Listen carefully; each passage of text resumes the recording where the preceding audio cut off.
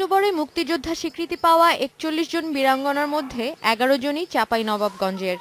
স্বীকৃতি পেয়ে বীরাঙ্গনা এবং তাদের পরিবারে এবার বিজয় দিবস এসেছে সত্যিকারের বিজয় হয়ে।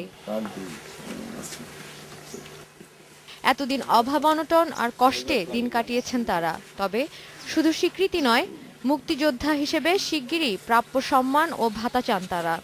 সংসারে দুঃখ কষ্ট, খুব চরম দুঃখ কষ্ট করে ছেলেপিলেগুলো মানুষ করেছে।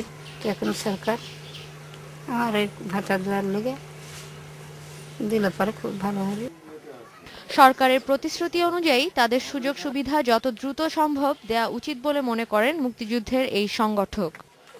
তাদেরকে আজকে যে স্ব-আসনে এবং তাদেরকে যে সম্মান দিয়েছেন এবং মুক্তিযোদ্ধা হিসেবে তাদেরকে পরিণত করে সার্টিফিকেট দিয়েছেন এবং তাদের ভাতা প্রবর্তন করছেন, এই জন্য আমরা মনে করি যে এটা উপযুক্ত একটা কাজ হয়েছে। জীবনের শেষ সময়ে এসে সম্মান পেয়েছেন বীরাঙ্গনারা। এখন প্রাপ্য সুযোগ সুবিধাটুকুও বুঝিয়ে দেবে এমনটাই প্রত্যাশা করছেন বীরাঙ্গনা সহ মুক্তিযোদ্ধারা। Independent news.